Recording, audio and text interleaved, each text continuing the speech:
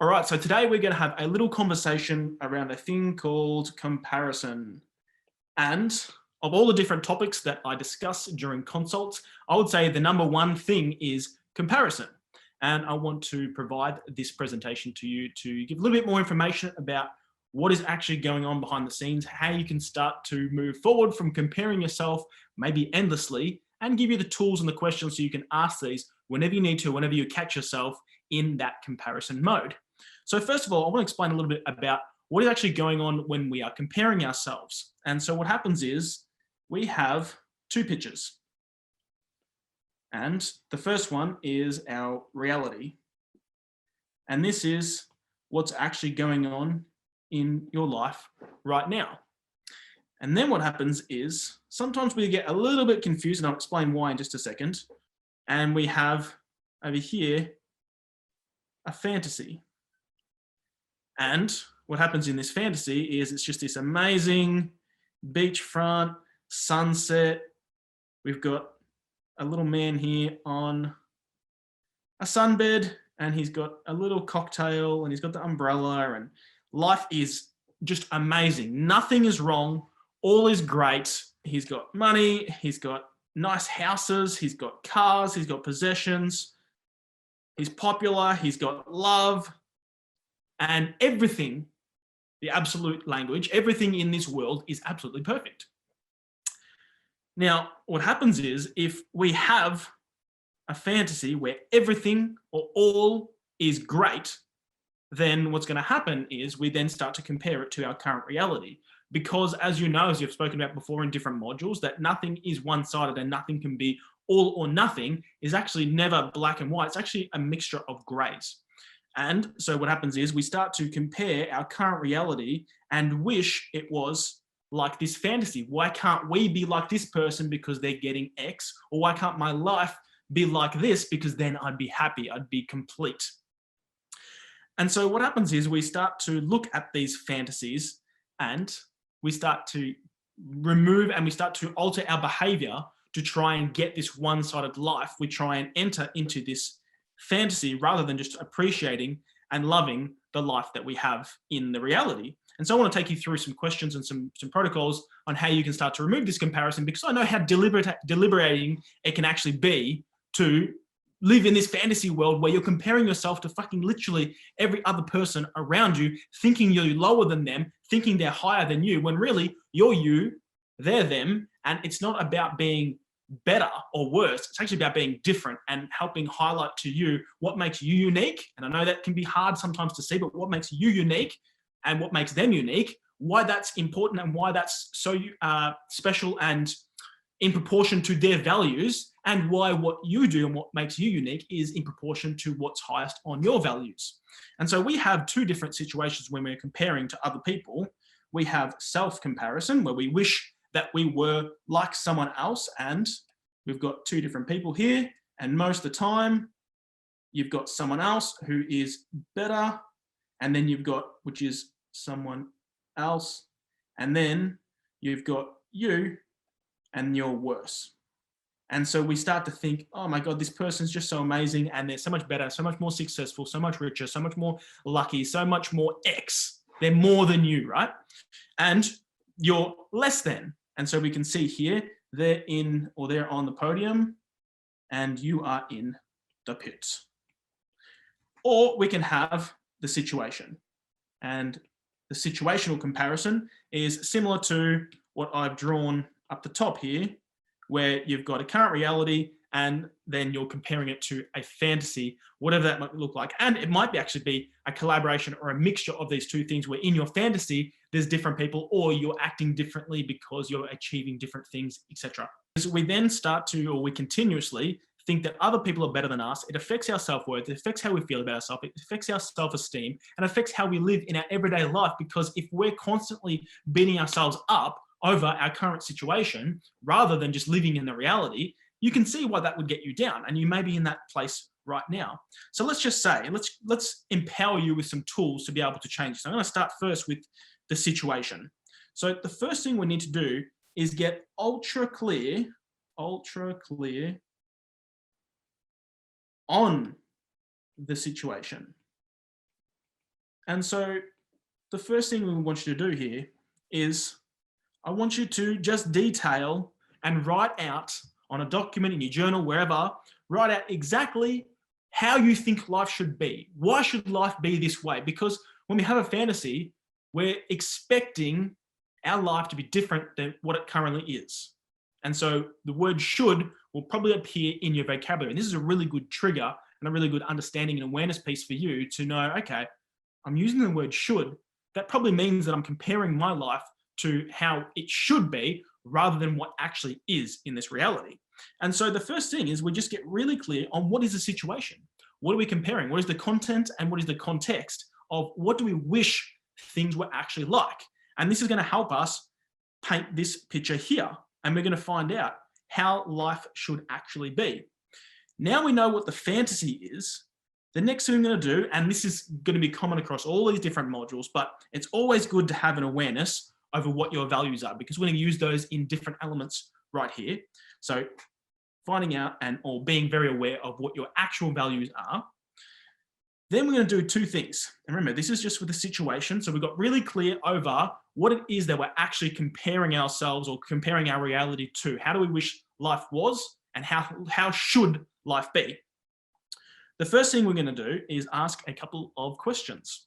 So question number one is, if life was this way, what would be the downsides? Now, what this is going to do is it's going to remove this idea off the podium. We talked before about a person being on the podium. This is when a situation's in a podium, and it's going to remove it to realize, well, that's actually not what I want because it's not actually in alignment with my true values. And there's a cost involved. And to be honest, I wouldn't really be prepared to pay for that cost because then I'd have to give up something that I do actually truly value in order to get that. And if I put those on a weighting system, you know what? I actually prefer what actually would be in my values. Now, to get to that point, I'm potentially oversimplifying it as far as, you know, how easy it is to get to that point. Sometimes it's fucking hard work, and you'll realize this as you're going along, because what happens is in the mind, we are very conscious of the upsides and unconscious of the downsides of a fantasy.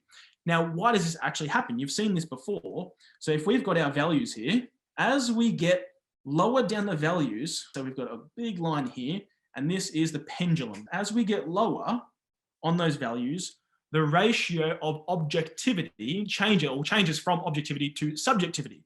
And what that means is on the left-hand side, you've got pleasures, and on the right-hand side, you've got the pains. And so the lower that we go down our values, the more aware we are of, or the more susceptible we are to having wanting and wishing and hoping for a one-sided life, to either gain more pleasure or to escape pain. And so up here, we have a 1-to-1 ratio, and you've seen this before in some of my videos.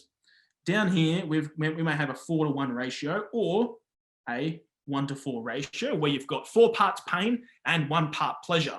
And so that would provide a little bit of polarization as far as, well, I don't want that because that's really painful. I can see some of the upsides, but really, nah, it's just not for me. Then we move lower. And as you can see, the lower and lower that we go, the more that these ratios would be off. And so you might even be a 0 to 14, which means you absolutely cannot see any upsides to this situation. Now, the lower that we go, the harder it is for us to come back. And that's when we really need to ask questions, and it just takes hard work. The lower the more off the ratio is, the harder it's going to be. And the lower down this pendulum we swing, as this pendulum swings from back and forth, is it might be over here. And as you can see, the distance it needs to travel is going to be harder. It needs more momentum. It needs more work to be able to get over there. And so over this side, you're just so aware of all these benefits, but guess what? You're blind to the downsides of that. Or comparatively, if you're so far over this side and your pendulum swinging over here, you're so aware of the downsides of something that you are so blind to the upsides of that. And so if life was this way, what would be the downsides is we're looking at the comparison of what you actually think that you want And then we go, actually, if it was that way, how would I be worse off financially? How would I be worse off, or what would be the downsides to me in my highest values, whether that's social, whether that's my physical appearance, whether that's with my influence that I have around the world, whether that's with my purpose that I currently am pursuing, whether that's with my mind, my mental capacity, my friends, my family, my kids, whatever it is for you that's important, or you can do all of them if you really want to maximize this and go around the life wheel to find out and keep going. The hardest part about this is you're going to have to keep going again and again until we receive what I call a big one. And as you know, this is a realization where you go, holy shit, I never would have had that. Now, here's the magic. If you get to that point, keep going and you go, fuck, I never realized that. That's awesome. That's like step one and a major domino. Then we want to go, okay, if I hadn't have had that, what else would that have done? What else would have been the downsides if I never had that? And we go, holy shit, I would have experienced this, I would have experienced this, I would have experienced this. And then we start to crack the fantasy. That's part one of this situation. Number two is, what are the benefits to how my life is now? And so we want to look at all the great parts that are happening inside your life, all the things that you're proud of, all the things that are currently working in your life. And hint, hint, if we go back to your values, okay, how is what's happening in my life, how is this empowering me to achieve more in this particular area? How is this helping, assisting, benefiting in the top 1 to 3 to 4 values of my life? And you can, again, go around the life wheel if you're struggling, and again, just detail all those different benefits of doing this. Once you find one of those big ones, then detail even more benefits off the back of that, and we call those secondary benefits. You can even go tertiary and go, okay, well, because I have that, what do I then have? And you're just continually exploring the mind. Now, in the mind, we have a little thing called associations. And so if you have thing 1 and thing 2, and you cannot see how these two things interrelate, and you can't see how getting this is helping you get that, then we have zero connections there. And then by virtue of default, you wouldn't want to do those things because you can't see a correlation between, if I do this, I'm going to get the things that I want.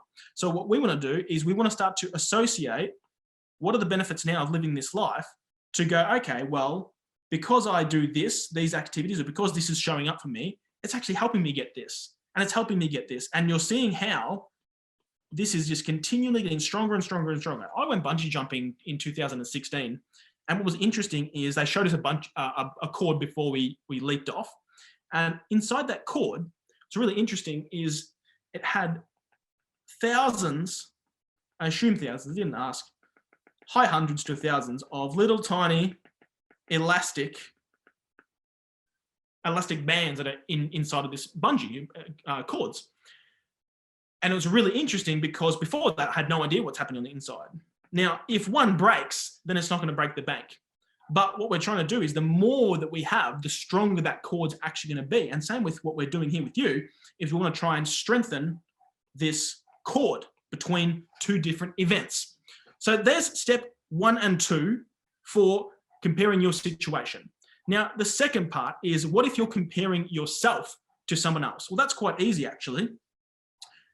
Easy to explain, harder to do, but the benefits to you are going to be, you're going to stop comparing, you're going to be able to get on with your life, you're going to make more money, you're going to be able to enjoy your life again, you're going to stop comparing yourself to other people, minimizing yourself, feeling shit about yourself, feeling like you don't have a purpose, ruining your own self-worth, and feeling better about who you are as a person. So if you want those things, then these are the right questions to ask, knowing from experience. So what we're going to do here is we're going to look at, okay, who is this person that you're comparing yourself to? So first of all is who. Let's detail who it actually is that you think their life is just so amazing they've got it. Then we want to see, okay, what is it? And this might be one thing, it might be 30 things. What is it about this person's life that you really want? This is them, and this is you. What is it about this person's life that you think makes them so great? We're also going to work out what their values are. So we've got who they are, what makes them so great, and then we're going to have the best guess at what their values are. You know who you are. We're going to work out what over here, let's call this step 4, is we're going to, again, do your details if you haven't already done that, or your values. And then what we're going to do is we're going to look over here and we're going to go, okay, if I had the thing that I'm comparing myself to, what would be the drawbacks of that? What are the downsides to the very thing that I think makes them so amazing, makes them so special? So we want to start to detail all the downsides that are associated with that, the costs, if you had that. And we want to go down that list. The next thing we want to do, step number 5, would be, okay, I want you to detail all the things that make you unique. I said at the start, it's not about being better or worse, it's about being different. And what we want to do is honor how you are different. No point comparing, let's just find out the things that make you unique, make you special. And then we want to go, okay, what are the benefits to you of this? Why are you proud of this? Why does this make you feel great about yourself? And what this is going to do is we're going to start to find the upsides of you, and we're going to dissolve the infatuation with them. So right now, you think that they're better than you because of what they have or what they've achieved. And so what we're really doing here is 2 things, is we want to look at, one, if I had what they have, what are the downsides?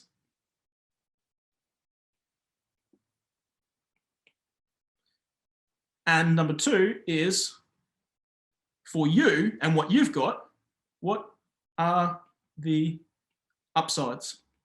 And we want to look at this in terms of your values, and if you need to, if you're struggling, looking in the 7 different areas of life. When you do this and work diligently through it, you then are able to remove the comparison of where your life currently is, step back into reality, and you no longer need to or feel the desire to compare your life, because you're fully appreciative of what's happening right now in the moment for you, your reality, as opposed to a fantasy that you've placed upon yourself trying to live in someone else's values, or having a life that would be at a cost that you're not prepared to pay, because your values have been dictating how your life is going, their values have been dictating how their life is going. And we want to live congruent and authentic to you. And so this is the pathway that we're going to choose. So what to do from here? The work. So 1, decide, am I comparing myself to someone else, or am I comparing my current life to another alternative reality? And it might be a mixture of the both. Work out what they are, and then ask the questions as I've outlined here. So what we're really trying to do is bring down the fantasy by looking at the downsides, and drag up what is currently what you think is your reality to make it balanced. And we can start to see, well, the fantasy is there's downsides to that. My reality is what it is, and there's actually good sides to it. And this is exactly how I wanted it to be. When we have those balanced, we then have meaning. And when you have meaning, you feel purposeful, you enjoy your life again, and you can start to move forward. So I hope that helps. Let me know how you go with the questions. I can't wait to see the results of what this comes up for you and see those realizations from you. Get started, and I'll speak to you soon.